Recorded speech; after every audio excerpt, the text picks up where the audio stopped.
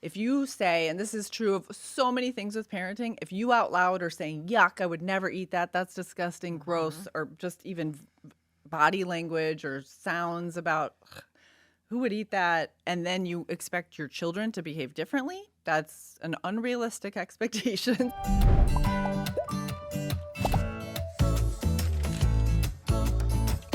Hey, Claire, how are you today? I'm good, Rachel. I had a delicious breakfast Oh, today, good. That's really which on is topic. on topic for us because we are going to talk about picky eating today. Yes. We get a lot of requests for this topic. I'm going to clarify one thing right off the bat. We're going to talk about picky eating, but we're not going to call kids picky eaters because we're not going to label them and saddle them with something like they might be picky about something. They might be having picky eating behavior. We as parents might be adding to that a little bit. But that's an important thing is not to label them because it's not like something it's perpetuated for lifetime. This is a phase often. Sometimes it's more than that. But I think that's an important way to start. Yeah, I really like that child first language, not slapping a label on them that might stick with them through childhood into adulthood for some of us. Yep. Before we dive into strategies and all the why behind this behavior, we're going to do a quick disclaimer that we are not medical professionals. Right. Obviously, we're here to talk about parenting strategies related to picky eating. There are instances where picky eating goes beyond just a common child behavior. It is a common child behavior. It's very, very typical to go through phases of picky eating. But there are sometimes medical reasons for it, right? Like reflux, sensory disorder, autism spectrum disorder. There's another one, avoidant and restrictive food intake disorder, ARFID. That's also common sometimes with picky eating. So if you've got that gut feeling as a parent that this is beyond a typical picky eating situation, please go talk to your pediatrician. Please, please, please. Yes, that's Okay. a great disclaimer. So we are all inundated with nutrition advice, and Claire and I were just joking about as the women of the age that we are, that we feel like we cannot eat enough protein or fiber. But that 10 years ago, there was different advice going Yeah. on, and there are so many resources. This is true of all the parenting topics we discuss is that you have friends, you have family of another generation, you have childcare or school providers, you have online experts, and you probably have some online influencers that may or may not be experts, all giving you advice about things, and it's really hard to cull through it. So hopefully we have done that. I've actually written some resources around nutrition in early childhood, and Claire and I have done some research here to make sure, as we always do, to make sure we have the right, most reliable information to pass on to parents. So hopefully we can help you figure out exactly why this happens and then some ideas about what to do to prevent it or to respond to it. Yeah, so let's start with the why. That's how I always like to start these conversations with you because I think it's easier to employ the strategies if you understand maybe backing out of it why are it's kids happening. doing this. Yeah, So why, Rachel, what do we know about why picky eating is common in Yeah. early childhood? Well, for so many different reasons. One of the biggest reasons is that it starts to happen in those toddler years when they start to want to practice having control over things and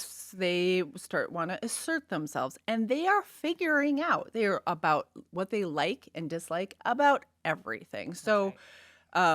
I know we've had scenarios. I remember scenarios where my kids are saying like, "I absolutely want this food. You must make it. It's my favorite thing." And then a week later, I make it. Like, "I made your favorite thing again." They're like, "Yuck, gross." And so that like up and down changes because they are figuring out what they like, and they are also figuring out that they have some control and that they're an autonomous person that has their own opinions that they like to share and their own likes and dislikes.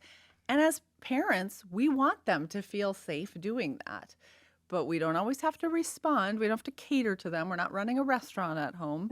But like you slowly can get into that, right? You slowly can start to happen. And the other thing is in infancy, even just like they're developing motor control, just like they're developing brains, just like they're growing, just like they're able to think differently, they're developing eating habits and their palate. And so we want to think about that from the beginning. Are we introducing the right flavors? Is there diversity in flavors and textures? Are we helping them understand their hunger cues? Do we help children say, I'm actually full right now, and we respect that. Or I'm hungry right now, and we respect that versus overriding those things. So all of that development is also happening as they're kind of Yeah. figuring out who they are and what they want in the world. And then as they get a little bit older, they start comparing, like, so and so had this at lunch. I want some of that. I literally want a piece of that. So, or with that, then that kind of stuff starts to Yeah. happen too. And we as adults do that. We're like, what do you have for lunch? Give me that recipe. So Yeah. the kids are just starting to do some of that stuff as Yeah. they get older too, and coveting what they're unfamiliar with, or familiar with, or what looks better, or more Mhm. interesting to them. It's hard to imagine celebrating your child refusing dinner, but and I'm, Yeah. I'm not saying I've ever been great at this, but if you think about what Rachel just said, you frame it as it's actually a really good sign of child development when your toddler says, "No, I don't prefer that." It's not the language that they use, but that's what they're saying to you. They're saying, "I'm my own person." That I do it myself mentality of Mhm. toddlerhood extends into eating and family meals. So when they push the plate away and say, I've got my own opinion about this, it's really hard to be like, yeah, good job, kid. You're becoming your own person. Mhm. No, it's not what it feels like in the moment. You feel like you are running a restaurant. You feel like you are a short order cook all of a sudden. And that this very small child is now like dictating the vibe and mood of dinner time and or breakfast time or lunchtime. It doesn't have to be that way. And we can talk about that today Yeah. too. Yeah. There's a tiny bit of research. They're just starting to explore whether picky eating could be genetically related. That research is not really fleshed out yet. And there's also temperament to consider as well. If your child is slower to warm up to things in general, like if they're slow to warm up to a new library story time or they're slow to warm up to a new person coming into your home, they may also be the kind of child who's slower to warm up to new foods. And there's nothing wrong with that. That's just their temperament. It does mean you're going to have to really be persistent as a parent Mhm. when introducing new things. Yeah.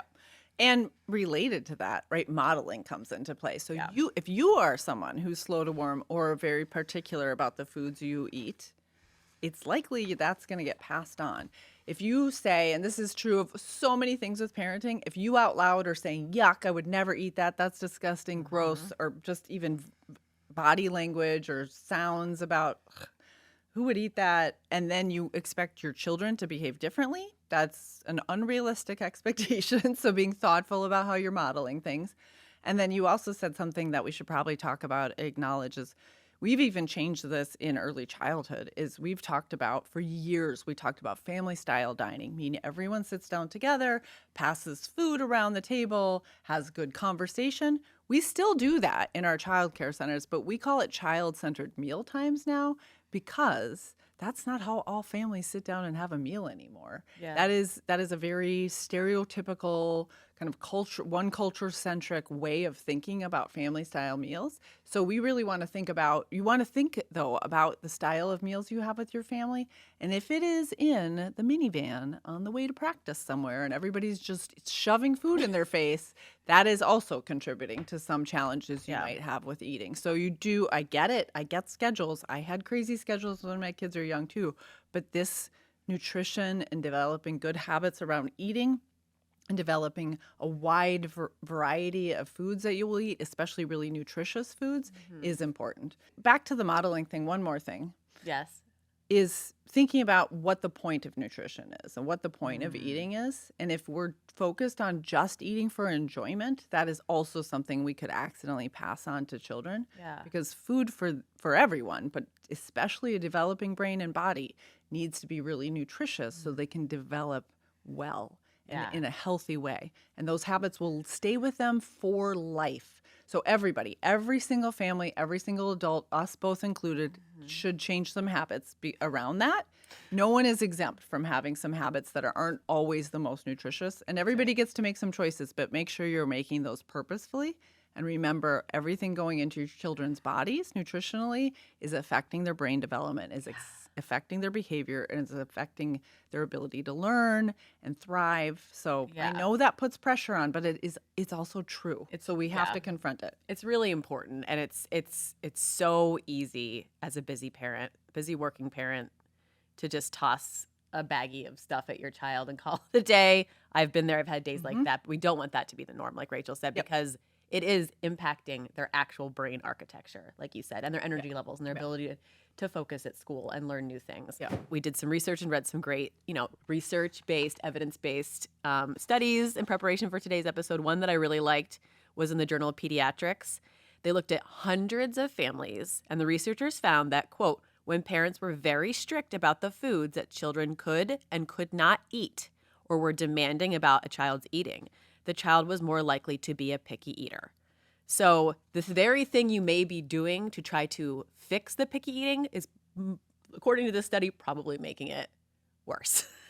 So what do we suggest, Rachel? We've got a lot of different strategies to cover. Yeah, I think and you can have guidelines in your family. You can have, and we're going to talk about that. It's just the strictness. It's just the and how limited or how intensive those guidelines are. So, for example, one outdated practice that is not helpful, that is too strict, is having like asking for a plate to be cleaned, or you can't leave the table until you've eaten everything, because part of what that does is takes away a lot of choice and autonomy from your child, but it also tells them to override their body signals. Yeah. So if they're really legitimately full and you're saying you cannot move from this table until you finish your plate, you're giving them a lot of mixed messages. So you can say things like you have to try 3 bites of everything, or you have to at least eat your vegetables, or something like that. But you just want to be careful that you're not so strict that you're actually overriding or competing or like undermining your own goals here. So what happens then if they say, I'm full, and you say, okay, I see you've tried a little bit of everything. I guess your body's telling you you're full. And then they come back 20 minutes later and say, I'm hungry. Can I have a cookie? Can I have some popcorn? Can I have some chips? What do you do then, Rachel? Yeah, so I would recommend so if you're full but you still have dinner left on your plate, we'll wrap this up and we'll put it in the refrigerator, and this is what you get to come back to. It's not that you can choose that you're done, and then you're gonna stay at the table. Maybe you're gonna stay and enjoy the conversation with all of us. It doesn't mean you just get up and leave.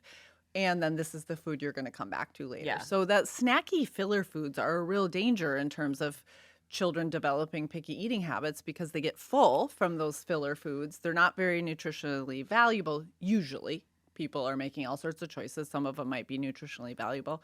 I was in a grocery store not that long ago, and a child and a parent were in front of me, and the child was asking for a snack, and the parent said no, and the child goes, but it's organic. I was like, they learn the word. They're like, my mom likes organic food, so maybe if I clarify that this is perfect organic. example of negotiation. Yeah, I hope exactly. that mom at least congratulated themselves on raising a smart kid. There's a couple strategies that I just thought of just listening to you talk, Rachel. One is this idea of the culture and vibe almost around eating and meals in your home. There's a lot of research that supports the value of family meals. It doesn't have to be dinner. If that doesn't work for your family, can you have breakfast together? I have a good friend who does that. One spouse is out until it doesn't get home from work until 9 or 10, so they make a point of having family breakfast together. That creates a warmth, a feeling of joy and relaxation, and that can actually help a lot with picky eating. If the child is not kind of dreading sitting down for battle every single time there's a meal. Another thing I wanted to talk about is when you talk about not forcing food, is the idea of maybe you're going to try a new recipe, or you're making a recipe tonight that you know is one of your kids is not their favorite. Can you put something on the table or something on their plate that's like a gimme food? That's what we call it. So in my family anyway. So there's something, at least one thing on this child's plate that's going to make them feel okay and comfortable. And that's, of course, what they're going to hoover down first, probably. Right. But then maybe they'll also poke a little bit at the other stuff. Maybe they'll give it a lick. Maybe they'll give it a sniff. Maybe they'll taste it. But just starting from a place of teamwork in that way of I have put one piece of your favorite type of bread on the plate. Yep. There it is. One of the things parents say a lot to us when they come into childcare centers is they look at the menu and then they would say, oh, my child is not going to eat any of this. And then they eat all of it or a lot of it. And parents are very surprised by that. Often what it is, there's a little bit of peer pressure, like everyone else is trying it and maybe it's not so bad. But it is also that they know that their environment is not, they don't get another choice. This is what they're having. And so at home, a lot of times we do cater because we wanted to get it. So, Yeah. okay, they're going to eat macaroni and cheese. So I'll just make it over and over and over again. But instead of doing something like that, you could do something like choices. These are the choices we have tonight. So give them some control. Find the place that they can have, feel like they get to make some decisions about things. And let's just say macaroni and cheese is their absolutely favorite thing. Which day of the week are we going to have that? Yeah. You get to help me choose. It's going to be one day, and you get to help choose which day it is. So things like that. So it's going to happen, and they get to help control and make some decisions about it. But you're not going to be like negotiating every single day. It doesn't have to come up every day, or it might. It might come up every day, and then you can remind them, this is the day. We've already made that decision. I mean, children are master negotiators. Yes. And they're testing. They're testing every limit and every boundary, and they're supposed to do that. But at dinner time, often families are tired. Yeah. Adults are done making decisions for the day. So we have a vulnerability in negotiation tactics when it comes to that dinner time. So maybe breakfast is a good idea. Yeah. So we're not as tired at the end of the day or exhausted from some of those decision making. But that, knowing, having fortified yourself with when you're going to be open to choices, what the choices are going to be, how a child can help make some decisions. And then the other thing is when you want to try or introduce new foods, one tactic I always recommend is don't do it at mealtime. That's when you're going to have an argument. Don't do it when everyone's hungry or when you are busy making things. Like everybody gets to pick one new food from the grocery store each week, and everybody's going to try it. You could even focus on like everybody's going to pick a new vegetable, or one person gets a turn each week, or whatever makes sense for your family. You can do a taste test. Get 4 different kinds of fruit and decide who likes it best. That's a good little science experiment you could do at home. But do these things outside of mealtime when the pressure's off, when people aren't really hungry. And that's a hard time to negotiate about food choices when you just want to eat. There's another one is dips. Kids love dips. I love dips. Stuff. Dips are great. If there are some foods on their plate that are unfamiliar or aren't their favorite, let them choose the dip. You can take your broccoli and dip it in ketchup. It's not my preference, but if that's what you want to do. One of my 3 children will pretty much eat anything if there's ranch, like dressing on the table, which I don't care for that myself, but I'm not going to yuck her yum. And she will eat asparagus. She will eat Brussels sprouts. She will eat broccoli if she can just put a little bit of ranch dressing on it. Fine.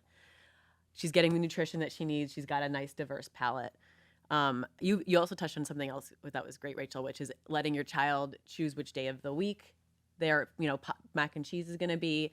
Another great option is putting like a little visual schedule up on your fridge. I forgot that this is something that I did when my kids were younger. We've actually brought it back now that my kids are teenagers because we don't care about their opinion. We're not negotiating at 6 p.m. at night. No, we're not ordering takeout tonight. The menu has been set for the week. So this works for toddlers and preschoolers too. They can't read yet. That's fine. You can have like a little visual icon of the pasta. And then the next night it's going to be fish. And the next night's going to be chicken. And again, maybe there's going to be a gimme on the table, right? Those other nights that mac and cheese isn't for dinner, you can still have, maybe you could have like a little tiny pile of plain pasta or something on the side that's familiar. It looks like the mac and cheese, but it's not the mac and cheese. But that's your starch for the night. So you've already decided a week ahead of time, this is what's for dinner.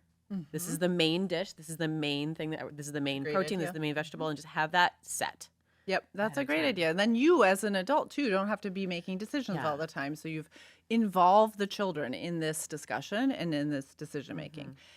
The other piece that is really important to know is developing a palate is not easy work. You don't suddenly have a new food that you've never had before and it's an automatic you're going to love it. You have to try something. Usually it's about 7 times before you really know if your palate's going to adapt to that and you are going to like it. 7 times feels like a lot for an adult, let alone a young child. So you want to think about how you can do that. And I recommend not hiding too many things in other food so they know that they're trying something. Because so if you're going to make, like, let's say, like a healthy version of a zucchini muffin and they're like anti-zucchini, and now you still want to tell them it's a zucchini muffin, even though, because you don't want that to be like a trick. You tricked them into something, because that almost always backfires. So you want to be, let's try 3 different kinds of zucchini and see which one you like best. But just like I get to say there's a couple things I don't like, and so should kids. So there should also be things that it's okay. You tried it 7 times. Okay, we're done. We're not going to make you try that again. I have had like a lifelong, I just do not like a raw tomato. There's nothing, I I've didn't know that tried about many, you. many, many, many times to like it, Huh. except for in the last couple of years. I just kept Oh, giving it a try and I'm like, oh, I'm good now. okay. You finally got over I it. Just fi- took a few so decades. It's it fine. happens to all of us. And then Yeah. I could say, everyone gave me the choice to be able to say, no tomatoes, please. So children get to do that too Yeah. after a certain amount of time. So you can just make it clear that that's what you're Yeah. doing. And when you're in that in between phase where you're going to keep, you said 7 times, I've heard up to 20 times. It takes toddlers and preschoolers. Exposure, meaning it's on the table, they're smelling it. Maybe they're pushing it around their plate. Maybe they're like giving it a lick or something.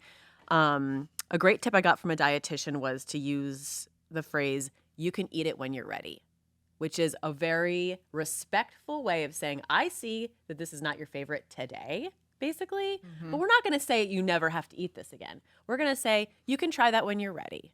And that basically implies, I think you're going to try it and I think you might like it. Yeah. So that can be your little catchphrase. I really find it useful to have scripts in my back pocket, especially if you find yourself in a cycle of tension. I have been there with all three of my kids where I am tempted to lock into battle. I am tempted to say, clean your plate. Like I hear my parents coming out of my mouth. That's not the way that I want to do it. So it helps me to have those little phrases in my back pocket. You can eat that. You can try that when you're ready. Yep. The book I wrote that involves a chapter on nutrition, I was experimenting a little bit with my children as I was doing this book. It was at the beginning of the cauliflower craze. I'm like, I'm going to make a mashed cauliflower. I'm going to figure out how to do this. And my oldest daughter at the time it was just very clear how disgusting she thought it smelled and how disgusting it was and saying not very nice things. And I locked in, just like you're saying, and had a power struggle with her and said, you're sitting at the table until you try this. It's the only time I've ever done that, and it backfired terribly. And in the dedication of the book, it does mention the great cauliflower debacle because it just has stayed with us forever. Yeah, it does. Oh my gosh, it feels like you're gonna win as a parent. It almost always backfires. Yeah, and she just still doesn't like it and still will not try it. She's an adult now, because so. I locked her into, I mean, maybe she wouldn't have liked it anyway, but I sure did not help the situation. That's a great story. Thank you for sharing that. My story is that my youngest is still our toughest customer at the dinner table. And he is now in middle school and just this summer started eating 5 or 6 new foods because he went away to sleepaway camp for 2 weeks. And there was no grown-ups pressuring anybody to do anything. They were eating at the table with other children. They were teenagers, right? So there were 0 grown-ups putting any pressure on anybody to do anything. And he came back and he's like, did you know that I like pickles? And I'm like, literally, like, that is a food that is always in our refrigerator. Everyone in this family likes pickles. And of course, it was hard for me not to be like, are you kidding me, kid? I tried to be really like, wow, I'm so glad he needed there to be less. And I didn't think I was pressuring him, but it took separation from our family dinner table. So, wait around, hang in there. Yes. Maybe they'll change a little bit over time. I think that's generally what we're saying too, right? Is that when we started this episode with this, and maybe we'll end with this, is that picky eating is often a phase. It can be a strategy. Adults go through it. All age children go through it. There's very valid reasons for it happening. And there are a lot of things we should reflect on as ourselves as parents that we can change in our environment and our approach and our thinking that can reduce the amount or the length of the picky eating behavior. But we want to really stay away from labeling as my kid is a picky eater. This is a lifetime deterministic outcome that we're going to deal with forever. You don't know that. And we can do a lot of things to try to avoid that. But the other thing we'll end with is what you started after I said don't label your kids as picky eaters, is that we are not nutrition experts and or dietitians or pediatricians, and that if you do have that gut feeling that this is more than what we've talked about today, or when you're worried about your child's nutrition or their weight gain or their thriving, ask for help. Talk to your pediatrician, because sometimes there is something more going on and you want to address that as soon as you can. Thanks for listening, everyone. Don't forget to subscribe or follow us wherever you get your podcasts. And if you have a parenting question, you can email us at tplpodcast@brighthorizons.com, and your question might be answered in a future episode.